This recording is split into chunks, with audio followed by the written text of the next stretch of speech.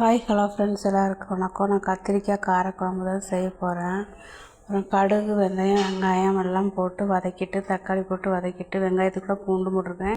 இல்லை தேங்காய் தக்காளி அரைச்சிருக்கிறேன்.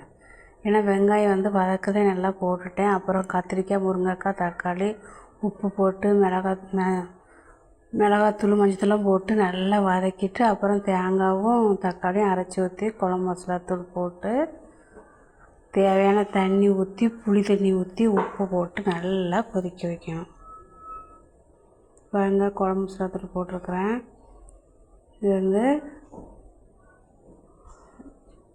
நல்லா உப்பு அதாவது புளி கொஞ்சம் கம்மியாக ஊற்றுங்க, ரொம்ப நிறைய ஊற்றாதீங்க. புளிச்சா நல்லாவே இருக்காதுங்க. பாருங்க, குழம்பு சுண்டி எவ்வளோ அழகாக வந்துடுச்சு. நான் எனக்கு கத்திரிக்காய் ரொம்ப பிடிக்கும். எங்கள் வீட்டில் புது புளி, அதனால் நான் கொஞ்சம் கம்மியாக போட்டேன். நீங்கள் உங்கள் டேஸ்ட்டுக்கு தகுந்த மாதிரி போட்டுக்கோங்க. வெண்டைக்காய் பொரியல் அப்படியே எண்ணெய் விட்டு வதக்கி, வெங்காயம் போட்டு வதக்கி, தேங்காய், சீரகம், பச்சை மிளகாய் போட்டு வதக்கிற வேண்டியதான். பாருங்கள், கத்திரிக்காய் காரக்குழம்பு சூப்பராக ரெடி ஆகிடுச்சு. நான் வெங்காயத்துக்கு கூட பூண்டும் போட்டிருக்கிறேன். நல்லா வதக்கிட்டு நீங்கள் மசாலாலாம் போட்டிங்கன்னா நல்லா டேஸ்ட்டு கிடைக்கும். நம்ம கொதிச்சதுக்கப்புறம் போட்ட அன்றைக்கி அதில் ஒரு டேஸ்ட்டு வராது. அதனால் எப்போவுமே கத்திரிக்காய், முருங்கைக்காய், தக்காளிலாம் வதக்கும் போது கொஞ்சோண்டு மஞ்சத்தூளும் மிளகாத்தூளும் போடுங்க. நல்ல கலர் வரும், கலர் கிடைக்கும். அதனால் அப்படி போட்டு வதக்கி வச்சிங்க, நல்ல டேஸ்ட்டும் கிடைக்கும்.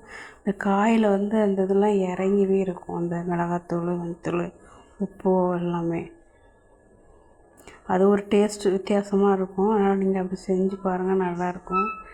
நான் முன்னாடிலாம் அப்படி போட மாட்டேன். ஆனால் இப்போ புதுசாக நானும் ஒரு வீடியோ பார்த்து தான் கற்றுக்கிட்டேன். வதக்கும் போதே கொஞ்சோண்டு மஞ்சத்தூளும் மிளகாத்தூளும் போட்டுருவேன்.